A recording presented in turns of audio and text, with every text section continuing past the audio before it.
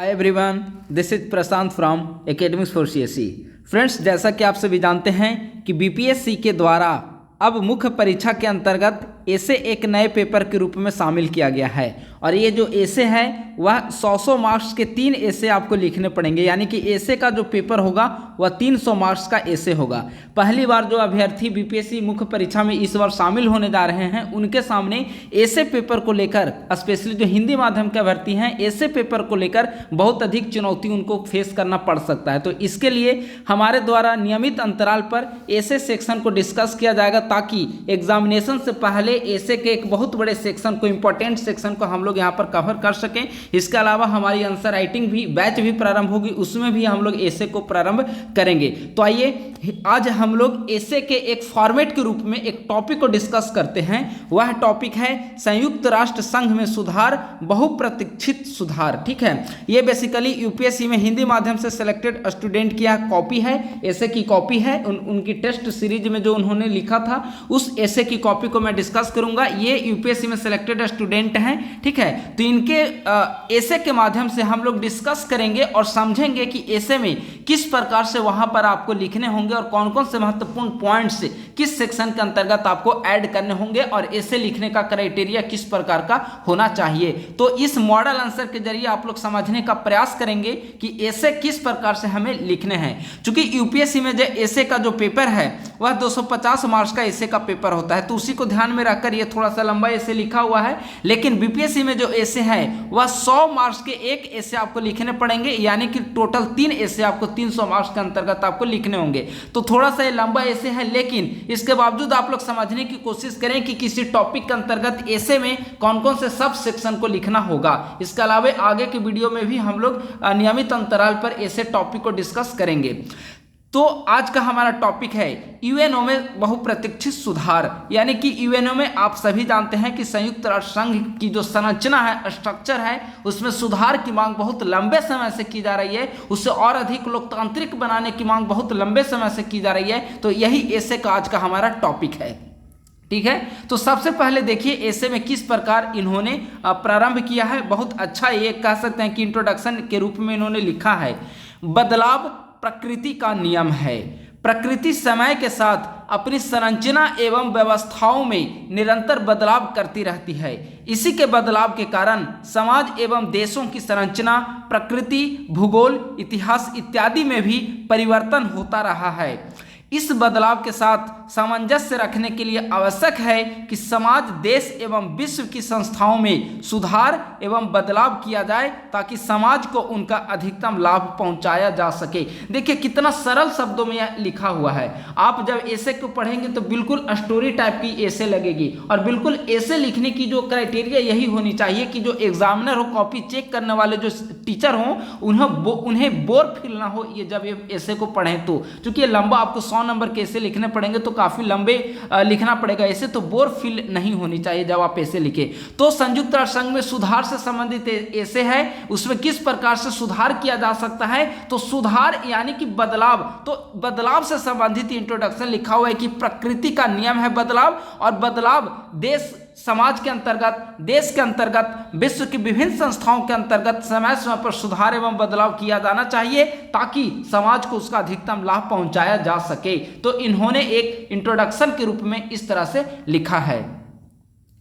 इसी प्रकार के एक सुधार की आवश्यकता यूएनओ में भी है जो लंबे समय से चर्चा का विषय रही है। देखिए पहला पैराग्राफ और दूसरे पैराग्राफ में किस प्रकार से इंटरलिंकिंग दिख रहा है, ठीक है। इन सुधारों की चर्चा करने से पहले हमें संयुक्त राष्ट्र संघ के बारे में जानना समीचीन प्रतीत होता है, ठीक है। तो चूंकि एक ऐसे जो होता है किसी भी यूपीएससी का, जो चूंकि टॉपिक है तो वहाँ पर 250 नंबर का ऐसे होता है, तो थोड़ा सा आपको बैकग्राउंड के रूप में बताना पड़ेगा। बीपीएससी में भी अगर मान लेते हैं कि सेम टॉपिक आ जाते हैं तो वहाँ पर आपको 100 नंबर के चूंकि ऐसे आएंगे। तो संयुक्त राष्ट्र संघ में अगर सुधार पूछता है ऐसे के टॉपिक के रूप में तो इंट्रोडक्शन के बाद आपको बताना पड़ेगा कि संयुक्त राष्ट्र संघ की संरचना किस प्रकार से है, संयुक्त राष्ट्र संघ के कितने अंग हैं, इसके क्या क्या फंक्शन हैं, अंतर्राष्ट्रीय शांति में किस प्रकार से महत्वपूर्ण भूमिका निभा रही है है, महासभा में किस प्रकार से सुधार किए जा सकते हैं, सुरक्षा परिषद में किस प्रकार से सुधार किए जा सकते हैं, और किस प्रकार से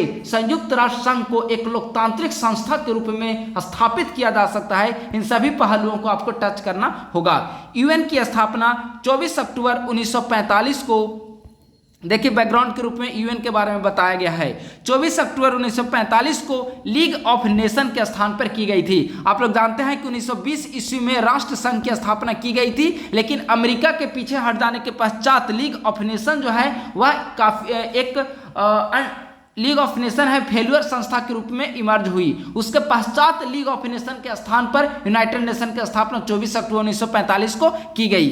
वस्तुतः लीग ऑफ नेशन संस्था अनेक कमियों एवं अक्षमताओं से ग्रस्त थी, इन्हीं में सुधार के लिए यूएन की स्थापना की गई थी। यूएन का एक चार्टर होता है जिसके प्रावधानों के माध्यम से यह अपने क्रियाकलापों का संचालन करता है। चार्टर होता है, इसका मतलब संविधान की तरह वहां पर एक चार्टर होता है, क्योंकि संविधान के आधार पर ही जैसे भारत की शासन व्यवस्था चलाई जाती है, देश की शासन व्यवस्था चलाई जाती है, उसी प्रकार से यूएन की चार्टर के आधार पर वह जो यूएन संस्था है वह फंक्शनिंग करता है।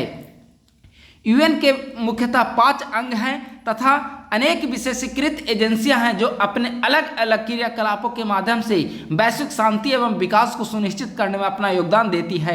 5 अंग कौन कौन से हैं उसके बारे में संक्षिप्त चर्चा किया हुआ है। यूनाइटेड नेशन महासभा, इसमें 193 देश होते हैं। यह संस्था बेसिकली बैठकों के माध्यम से कानून निर्माण का कार्य करती है। यूएन महासभा जो है, जिस प्रकार से भारत में पार्लियामेंट होती है, भारत में संसद होती है, उसी प्रकार से यूएन महासभा का कार्य है विभिन्न वैश्विक मुद्दाओं पर चर्चा करना, विचार विमर्श करना। जिस प्रकार से भारत में संसद के सदस्य संसद में बैठकर एक दूसरे मुद्दे, विभिन्न मुद्दों पर वार्तालाप करते हैं, चर्चा करते हैं, वाद विवाद करते हैं, उसी प्रकार से यूएन महासभा में विश्व के सभी सदस्य किसी मुद्दे पर बैठक में भाग लेते हैं और अपनी प्रतिक्रिया वैश्विक मुद्दों पर देते हैं। तो यह है यूएन महासभा। दूसरा जो अंग है संयुक्त राष्ट्र संघ का, वह है सुरक्षा परिषद। यूएन की सर्वाधिक शक्तिशाली संस्था है जो वैश्विक शांति एवं स्थिरता को बनाए रखने में अपना योगदान देती है। इसमें 2 प्रकार के सदस्य होते हैं। अस्थायी सदस्य होते हैं जिसकी संख्या 5 होती है, जिसमें अमेरिका, चीन, ब्रिटेन, फ्रांस और रूस। और दूसरा जो सदस्य की जो प्रकृति होती है वह अस्थायी होती है, जिसमें 10 सदस्य चुने जाते हैं। अस्थायी सदस्यों के पास वीटो पावर होती है। तीसरा है यूएन सचिवालय सेक्रेटारिएट। यह महासभा को प्रशासकीय कार्यों में सहयोग देने का कार्य करता है। अंतर्राष्ट्रीय न्यायालय, इसका मुख्यालय द हेग में है तथा विभिन्न देशों के मध्य उपजे विवादों की समस्याओं का समाधान करने का प्रयास करती है। इसके अलावा है प्रन्यास परिषद, ट्रस्टीशिप काउंसिल। उपनिवेशीकरण की प्रक्रिया को सरल बनाने के लिए इसकी प्रन्यास परिषद की स्थापना की गई थी। हालांकि यह संस्था अब मतलब एक महत्वहीन संस्था के रूप में अब प्रन्यास परिषद है। ठीक है, क्योंकि अब जो आप देखेंगे कि विश्व में कहीं पर भी औपनिवेशिक जो स्थितियां हैं वह बरकरार नहीं है। विश्व के लगभग सभी देश स्वतंत्र हो चुके हैं, तो ऐसी स्थिति में प्रन्यास परिषद की प्रासंगिकता अब नगण्य हो गई है। इस प्रकार से संयुक्त राष्ट्र विश्व के लगभग सभी देशों का प्रतिनिधित्व करने वाली एकमात्र संस्था है जो विकसित एवं विकासशील देशों को विचार विमर्श का मंच प्रदान कर वैश्विक शांति, सुरक्षा, स्थिरता एवं विकास में अपना योगदान देती है। परंतु लंबे समय से अनेक कारणों से इस संस्था में सुधारों की मांग की जा रही है ताकि इसे और अधिक लोकतांत्रिक, समावेशी एवं प्रासंगिक बनाया जा सके। देखिए टॉपिक क्या था, संयुक्त राष्ट्र संघ में सुधार। सबसे पहले हमने इंट्रोडक्शन को देखा। इंट्रोडक्शन के बाद संयुक्त राष्ट्र संघ के बारे में हमने जाना, उसकी उत्पत्ति किस प्रकार से हुई है, उसके कौन कौन से अंग हैं, और इसी के दौर में हमने इंटरलिंक करते हुए संयुक्त राष्ट्र संघ में सुधार की ओर हमने कदम बढ़ाया। अब टॉपिक आ जाता है कि आखिर सुधार क्यों संयुक्त राष्ट्र संघ में सुधार की जाए, क्यों संयुक्त राष्ट्र संघ में सुधार की मांग लंबे समय से वैश्विक संस्थाओं के द्वारा, विश्व के विभिन्न देशों के द्वारा की जा रही है। चाहे भारत हो, जापान हो, विश्व के लगभग सभी देश संयुक्त राष्ट्र संघ को लोकतांत्रिक बनाने की मांग कर रहे हैं, समावेशी बनाने की मांग कर रहे हैं और इसे प्रासंगिकता को बरकरार रखने के लिए इसमें सुधार की वकालत कर रहे हैं। तो क्या कारण है सुधार की आवश्यकता के, उस पर अब हम लोग चर्चा करेंगे। पहला पॉइंट, वर्तमान विश्व द्वितीय विश्व युद्ध की परिस्थितियों से बिल्कुल अलग है तथा एक नए वैश्विक संतुलन को साधने के लिए संस्था में बदलाव आवश्यक है। चूंकि देखिए संयुक्त राष्ट्र संघ की स्थापना किस समय में की गई थी, जब वर्ल्ड जो था वह द्वितीय विश्व युद्ध के परिस्थितियों से तुरंत उबरा था। द्वितीय विश्व युद्ध के पश्चात जो वैश्विक स्तर पर जो नुकसान देखी गई, क्षति देखी गई, अशांति की स्थिति उत्पन्न हुई, वो वैसी परिस्थितियां भविष्य में आगे उत्पन्न ना हो, इससे निपटने के लिए यूएनओ की स्थापना की गई। तो चूंकि आज की जो स्थितियां हैं वह तत्कालीन जो द्वितीय विश्व युद्ध की परिस्थितियां थी उससे बिल्कुल अलग है। उस समय विश्व में अमेरिका, यूएसए एंड यूएसएसआर दो वैश्विक शक्तियां थी, लेकिन वर्तमान समय में यूएसएसआर के विघटन के पश्चात सिर्फ एक वैश्विक शक्ति के रूप में अमेरिका इमर्ज हुआ है और कहीं ना कहीं विश्व जो है वह एक ध्रुवीय, हालांकि विश्व में बहुत ध्रुवीय की ओर बढ़ा है, लेकिन इसके बावजूद अमेरिका जो है वह वैश्विक शक्ति के रूप में एकमात्र शक्ति बनी हुई है। तो एक बहुत बड़ा कारण है बदलाव की मांग का। दूसरा कारण है अनेक विद्वानों के द्वारा इसकी संरचना, संगठन व निर्णय निर्माण को पूर्णतः लोकतांत्रिक नहीं माना जाता है। अतः इस संस्था के प्रत्येक पहलू को लोकतांत्रिक बनाने के लिए संस्था में सुधार आवश्यक है। विश्व के सभी देशों एवं महाद्वीपों को पर्याप्त प्रतिनिधित्व एवं निर्णय निर्माण में उनकी भूमिका में वृद्धि करने के लिए, जैसे अब देखिए संयुक्त राष्ट्र संघ में जो अस्थायी सदस्य हैं, अस्थायी सदस्य 5 ही हैं। 5 में हैं America, USA, China, Britain, France, रसिया।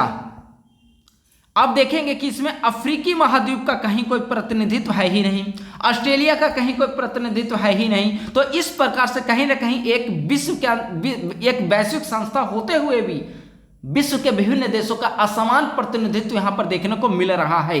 अगर वीटो पावर मिल रहा है अस्थायी सदस्यों को, तो प्रत्येक महाद्वीप से कम एक राष्ट्र का प्रतिनिधित्व वहां पर होना चाहिए। तो यह जो पॉइंट है इसका एक्सप्लेनेशन है।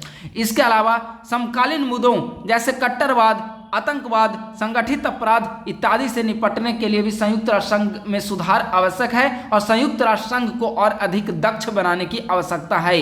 इन्हीं सभी को देखते हुए संयुक्त राष्ट्र संघ में निम्नलिखित सुधारों की समय समय पर मांग की जा रही है। अब हमने देखा संयुक्त राष्ट्र संघ की संरचना के बारे में देखा, उसके अंग के बारे में देखा, फंक्शनिंग के बारे में देखा, सुधार की मांग क्यों की जा रही है इसके बारे में देखा। अब हम लोग देखते हैं कि आखिर सुधार किस प्रकार की होनी चाहिए, कौन कौन से सुधार किए जा सकते हैं। तो विभिन्न अंगों के अंतर्गत हम लोग, चूंकि संयुक्त राष्ट्र संघ में हमने बताया कि 5 अंग हैं जिनमें प्रन्यास परिषद की प्रासंगिकता भले ही कम हो गई है, लेकिन उसके अलावा भी जैसे सुरक्षा परिषद है उसमें सुधार की जा सकती है, महासभा उसमें सुधार किए जा सकते हैं। तो इस पर अब हम लोग चर्चा करेंगे। वर्तमान में प्रमुख निर्णय केवल सुरक्षा परिषद के द्वारा लिए जाते हैं तथा महासभा की शक्ति सीमित प्रतीत होती है। अतः निर्णयों को लोकतांत्रिक एवं समावेशी बनाने के लिए महासभा के द्वारा सर्वसम्मति एवं बहुमत से निर्णय निर्माण का कार्य किया जाना चाहिए, क्योंकि आप देखेंगे कि महासभा में विश्व के जो सभी सदस्य देश हैं उनका प्रतिनिधित्व महासभा में होता है। क्योंकि सुरक्षा परिषद में बहुत कम प्रतिनिधित्व होगा ना, 5 अस्थायी सदस्य प्लस 10 अस्थायी सदस्यों का ही वहां पर प्रतिनिधित्व है, लेकिन महासभा में विश्व के सभी देश 193 देशों का यहाँ पर प्रतिनिधित्व होता है। जो बैठकें होती है यहाँ पर सिर्फ 2 बार बैठकें होती है वर्ष में महासभा की, तो वहां पर विश्व के सभी देशों के प्रतिनिधि यहाँ पर शामिल होते हैं और विचार विमर्श करते हैं। तो इस प्रकार से यहाँ पर सुधार की जानी चाहिए ताकि कोई भी प्रस्ताव बहुमत से यहाँ पर जो प्रस्ताव बहुमत से यहाँ पर पारित हो वो विश्व के अंतर्गत लागू की जाए। ऐसे सुधार महासभा के अंतर्गत की जानी चाहिए और सुरक्षा परिषद से ज्यादा जो शक्ति है, पावर है, वह महासभा को दी जानी चाहिए। ये पहला पॉइंट के अंतर्गत सुझाया गया है कि इस प्रकार से महासभा में सुधार किए जा सकते हैं।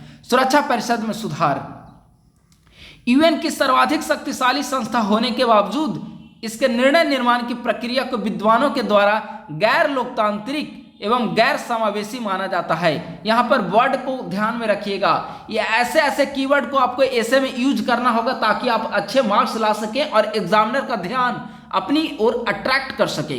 गैर लोकतांत्रिक कैसे है सुरक्षा परिषद, हमने बताया कि एक तो यहाँ पर सदस्यों की संख्या जो है काफी लिमिट है, लिमिट होने के बावजूद अस्थायी सदस्य 5 हैं जिन्हें वीटो पावर की शक्तियां प्रदान की गई है। इसके अलावा कई सारे ऐसे सुपर पावर अभी भी हैं, चाहे वह इंडिया हो, जापान हो, साउथ अफ्रीका हो, ऑस्ट्रेलिया हो, ब्राजील हो, कई सारे ऐसे देश हैं सॉरी, कई सारे ऐसे देश हैं जिनका प्रतिनिधित्व वहां पर नहीं है। विभिन्न महाद्वीपों का भी वहां पर प्रतिनिधित्व नहीं दिया गया है, इसीलिए इसे गैर लोकतांत्रिक माना जाता है। इसमें प्रमुख निर्णय विश्व के केवल 5 शक्तिशाली देशों के द्वारा लिए जाते हैं, जिसमें अन्य देशों की कोई भूमिका नहीं होती है। अब समझिए कि केवल अगर 5 सदस्य समस्त विश्व की अर्थव्यवस्था का, विश्व की राज्य व्यवस्था का संचालन करने लगेंगे तो पक्षपात तो होगा ना। वहां पे कोई प्रस्ताव अमेरिका समर्थन करेगा तो उसका जो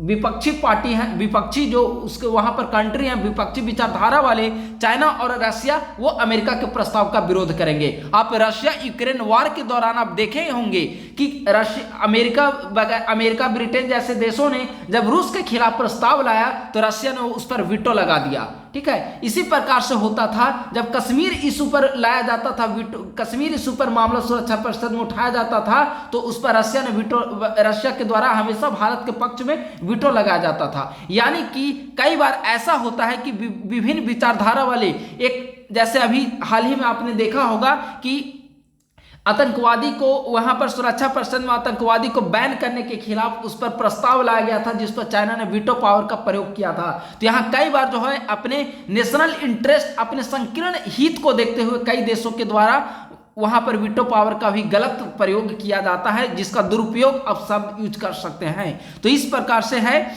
कि अन्य देशों की कोई भूमिका ही नहीं होती निर्णय में, और अधिकांश निर्णय केवल 5 शक्तिशाली देशों के द्वारा लिए जाते हैं, तथा साथ ही इन देशों के द्वारा अपने संकीर्ण हितों की पूर्ति के लिए वीटो पावर का भी दुरुपयोग किया जाता है। इसीलिए सुरक्षा परिषद निम्नलिखित सुधार किए जाने की आवश्यकता है। किस प्रकार के सुधार किए जाने की आवश्यकता है वो देखिए। सुरक्षा परिषद के अस्थायी सदस्यों की संख्या में वृद्धि। सुरक्षा परिषद के वर्तमान अस्थायी देश संपूर्ण विश्व का प्रतिनिधित्व नहीं करते। अफ्रीका जैसे इतने बड़े महाद्वीप का इसमें कोई प्रतिनिधित्व नहीं है। अभी हमने ऊपर बताया कि इसके जो अस्थायी सदस्य 5, उसमें अफ्रीकी महाद्वीप का कोई रोल ही नहीं है। ऑस्ट्रेलिया का भी कोई इसमें यहाँ पर कोई रोल नहीं होता है इसमें।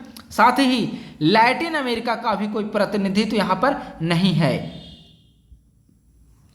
भारत, जापान, जर्मनी जैसे शक्तिशाली देशों का इसमें कोई प्रतिनिधित्व नहीं है। अतः सभी क्षेत्रों के समान प्रतिनिधित्व को सुनिश्चित करने के लिए अस्थायी सदस्यों की संख्या में वृद्धि की जानी चाहिए। इसी के साथ इसमें विकासशील देशों के प्रतिनिधियों को भी पर्याप्त स्थान मिलना चाहिए। यानी कि आप देखेंगे कि यूएस, इसमें जो 5 अस्थायी सदस्य हैं, अमेरिका, ब्रिटेन, रूस, फ्रांस, चीन, इसमें आप देखिए आप अगर विकसित और विकासशील देश के हिसाब से देखेंगे तो ये प्रारंभिक के जो 4 कंट्री हैं वो विकसित देश की सूची में आते हैं। सिर्फ और सिर्फ चाइना विकासशील देश है। तो यहाँ पर आप असमान दिख गया ना, यानी कि 4-1 के पक्ष में जाएगा और विकासशील देश सिर्फ 1 है, यानी कि विकासशील देशों का पर्याप्त प्रतिनिधित्व यहाँ पर नहीं है। इसके अलावा अब अगर पाश्चात्य कंट्री, वेस्टर्न कंट्रीज और इसके अलावा कंट्री को सूची में देखेंगे तो अमेरिका, ब्रिटेन और फ्रांस, ये सारे एक विचारधारा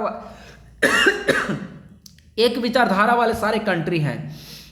रशिया और चाइना उसके अलग विचारधारा वाले कंट्री हैं, लेकिन गुटनिरपेक्ष देशों का यहाँ पर कोई प्रतिनिधित्व ही नहीं है। तो इस प्रकार से संयुक्त राष्ट्र संघ जो है वह एक अलोकतांत्रिक संस्था के रूप में उभर गई है। अगला सुधार वीटो पावर के रूप में किया जा सकता है। वीटो पावर एक गैर लोकतांत्रिक प्रक्रिया का संकेतक है, अतः इसे या तो समाप्त कर देना चाहिए या फिर इसे बाकी सदस्यों को भी दिया जाना चाहिए। भारत समेत G4 देश, देखिए बहुत ज़्यादा इंपॉर्टेंट है G4 और कॉफ़ी क्लब। जब आप संयुक्त राष्ट्र संघ में सुधार की चर्चा करेंगे, चाहे वह मेंस का आंसर राइटिंग कर रहे हो या फिर एसे राइटिंग कर रहे हो, G4 कंट्रीज और कॉफ़ी क्लब को हमेशा आपको वहाँ पर लिखना, मेंशन करना होगा।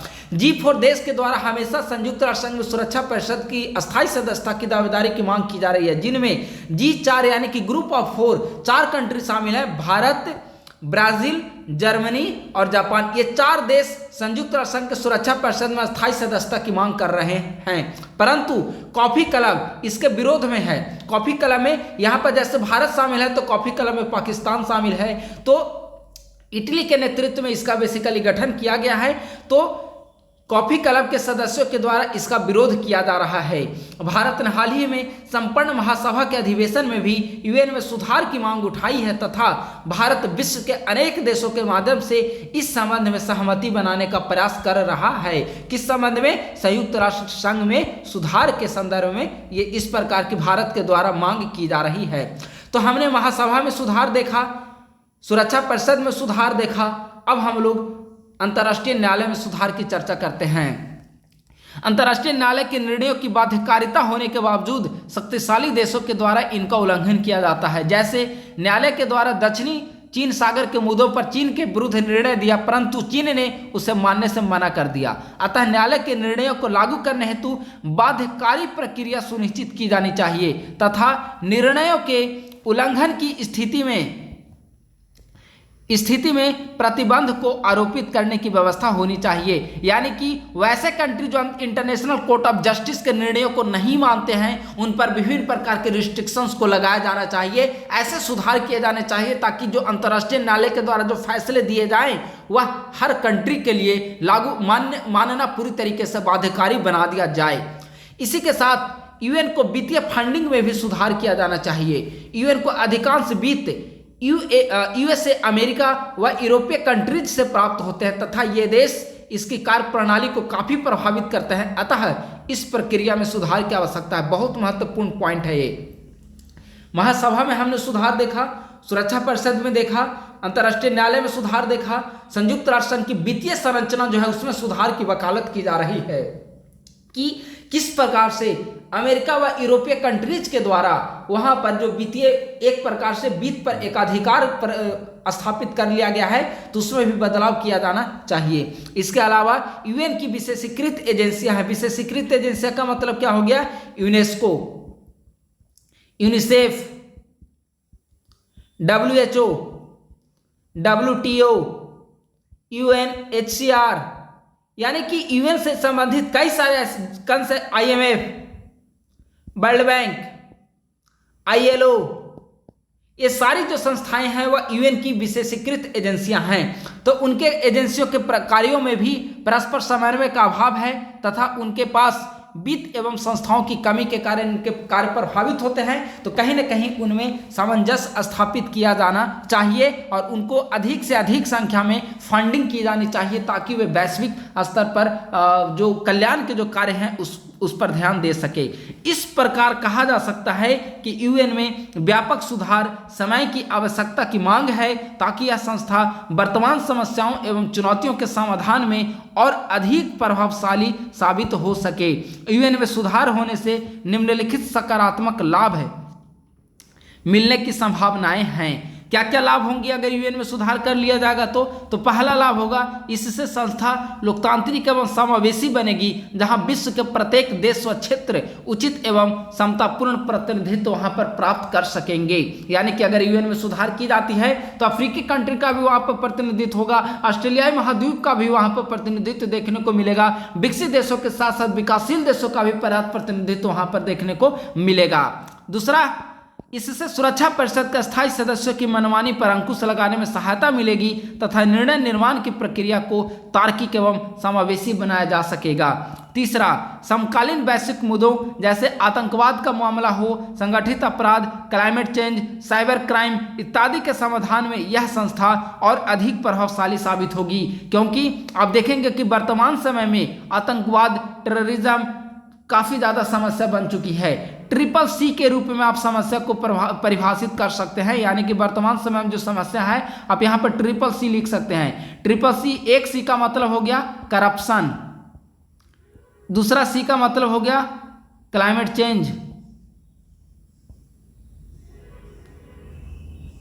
तीसरा C का मतलब हो गया क्राइम। ठीक है, इस प्रकार से आप समस्या को कोडवर्ड के रूप में इस तरह से आप ऐसे में लिखेंगे तो आपको मार्क्स मिलने की ज़्यादा संभावना होगी। तो इन समस्याओं को निपटने में टेररिज्म, क्लाइमेट चेंज, साइबर अपराध वगैरह हो गया, तो इससे निपटने में संयुक्त राष्ट्र संघ जो है काफ़ी इफेक्टिव साबित होगी। इंटरनेशनल कोर्ट ऑफ जस्टिस अंतर्राष्ट्रीय न्यायालय के निर्णयों के क्रियान्वयन में सुधार के परिणाम स्वरूप अनेक वैश्विक समस्याओं के मुद्दों के समाधान में भी सहायता मिलेगी। विशेषीकृत एजेंसियों की कार्य प्रणाली में सुधार के माध्यम से इनके द्वारा चलाए जा रहे कार्यक्रमों की प्रभावशीलता में भी वृद्धि होगी तथा विश्व में गरीबी, भूख, बेरोजगारी के उन्मूलन में सहायता मिलेगी तथा एक स्वस्थ एवं समावेशी विकास का एक समाज का निर्माण हो सकेगा। महासभा को शक्ति देने के परिणाम स्वरूप निर्णय निर्माण की प्रक्रिया में अविकसित देशों तथा छोटे देशों की सहभागिता में भी वृद्धि होगी, क्योंकि देखिए महासभा में 193 देश होते हैं। अगर सभी महत्वपूर्ण निर्णय सुरक्षा परिषद के बजाय महासभा से लिए जाने लगेंगे, इसका मतलब हमारा भारत का भी वही अधिकार होगा जो अमेरिका का है। यानी कि जो विश्व के छोटे से छोटे देश भी है, चाहे वह नामीबिया हो या फिर सोमालिया हो, जिबूती हो, कोई भी अफ्रीकी कंट्री हो, लैटिन अमेरिका का कोई देश हो या फिर एशिया महाद्वीप का कोई देश हो, उसका भी वही अधिकार मिल पाएगा। वोटिंग राइट वही होगी जो अमेरिका का होगा और ब्रिटेन और चाइना का होगा, फ्रांस का होगा। तो इस प्रकार से अविकसित और छोटे देशों की सहभागिता में भी वृद्धि होगी तथा यह संस्था और अधिक लाभदायी व लोकतांत्रिक बन सकेगा। उपर्युक्त लाभों के अतिरिक्त इन सुधारों के समक्ष अनेक चुनौतियां भी विद्यमान है। कौन कौन सी प्रमुख चुनौतियां हैं सुधार के मार्ग में, उस पर भी हम लोग संक्षिप्त रूप में चर्चा करेंगे। पहला, सुरक्षा परिषद के अस्थायी एवं वीटो धारक सदस्य अपने विशेषाधिकारों को खोना नहीं चाहते तथा वैश्विक व्यवस्था पर अपना दबदबा कायम रखकर अपने हितों की पूर्ति करना चाहते हैं। दूसरा, कॉफी क्लब के सदस्यों के द्वारा G4 के सदस्यों की सुरक्षा परिषद में सदस्यता का विरोध किया जाता है। अभी हमने बताया G4 देश में कौन कौन शामिल हैं। G4 देश में वैसे शामिल हैं जो संयुक्त राष्ट्र संघ में सुरक्षा परिषद में अस्थायी सदस्यता की दावेदारी कर रहे हैं। ठीक है, जैसे भारत, जर्मनी, जापान, ब्राजील, ये 4 देश हैं G4 में शामिल। इसके अगेंस्ट में अगर ये 4 देश अस्थायी सदस्यता की मांग कर रहे हैं तो इसके अगेंस्ट में जो सदस्य हैं जो इनकी अस्थायी सदस्यता का विरोध करके स्वयं की अस्थायी सदस्यता की मांग कर रहे हैं, वे कॉफी क्लब के नाम से जाने जाते हैं। इनमें यहाँ पर भारत है तो यहाँ पर है पाकिस्तान, याद करने में आपको सुविधा होगी इसीलिए बता रहा हूँ। यहाँ पर जर्मनी है, यहाँ पर है इटली, यहाँ पर जापान है, यहाँ पर है दक्षिणी कोरिया। तो इस प्रकार से यहाँ पर भी 4 देश हैं। तो कॉफी क्लब के द्वारा G4 देशों की दावेदारी की यहाँ पर विरोध की जा रही है। इनका मानना है कि सुरक्षा परिषद की अस्थायी सदस्यता की संख्या में वृद्धि से पहले इसकी संरचना व कार्य प्रणाली पर सहमति बनाना चाहिए और हमारे पक्षों पर भी ध्यान देना चाहिए। सुरक्षा परिषद या किसी अन्य अंग की संरचना या कार्य प्रणाली में बदलाव करने के लिए 2/3 सदस्यों के बहुमत तथा सुरक्षा परिषद के सभी सदस्यों की सहमति आवश्यक है, जो कि असंभव प्रतीत होता है। क्यों?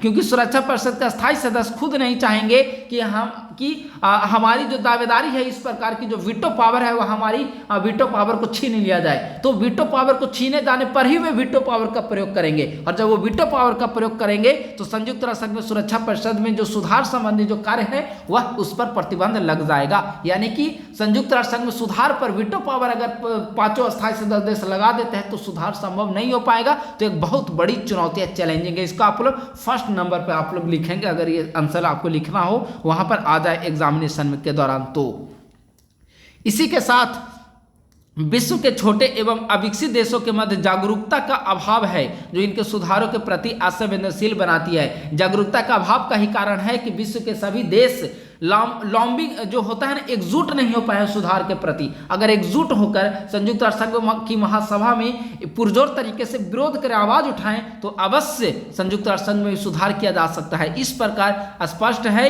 कि यूएन सुधार की राह में अनेक चुनौतियां विद्यमान हैं जिनका उचित समाधान किए बिना सुधारों को सुनिश्चित करना अत्यंत कठिन एवं असंभव कार्य प्रतीत होता है। इसीलिए इन चुनौतियों के निपटाने हेतु निम्नलिखित प्रयास किए जाने चाहिए। कौन कौन से प्रयास किए जाने चाहिए?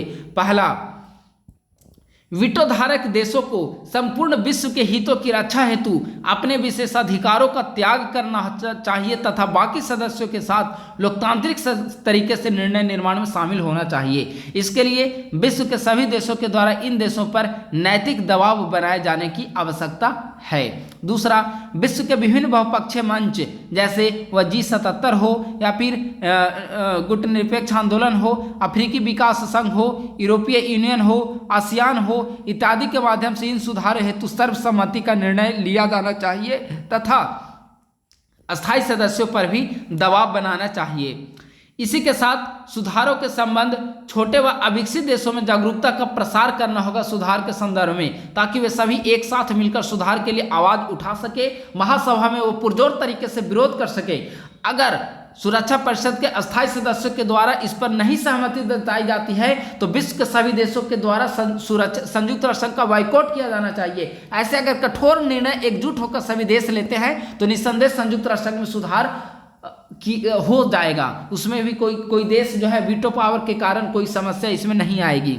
विशेषीकृत एजेंसियों के कार्यों में भी समन्वय का प्रयास करना चाहिए ताकि समन्वय के माध्यम से विश्व के विभिन्न देश एकजुट हो सके। इस प्रकार उपयुक्त सुधारों को गति देने में ये उपाय सहायक सिद्ध होंगे, परंतु इसके लिए सभी देशों को सर्वहित के लिए एक साथ मिलकर कार्य करना होगा। और जो हाल ही में आप देखेंगे कि भारत के प्रधानमंत्री के द्वारा G20 के अंतर्गत वन ग्लोब का जो नारा दिया गया है वह संयुक्त राष्ट्र संघ में सुधार के माध्यम से वन ग्लोब या फिर जो वन अर्थ है इस कंसेप्ट को फुलफिल किया जा सकता है। आप इस आंसर से भी इस प्रधानमंत्री जी की इस जो कंसेप्ट को आप यहाँ पर जोड़ सकते हैं। इससे इस वैश्विक संस्था को तार्किक एवं अद्यतन बनाया जा सकेगा जो अपनी प्रकृति में समावेशी व लोकतांत्रिक होगी। सुधार के बाद यह संस्था समकालीन वैश्विक मुद्दों के समाधान में अधिक सक्षम व प्रभावशाली होगी।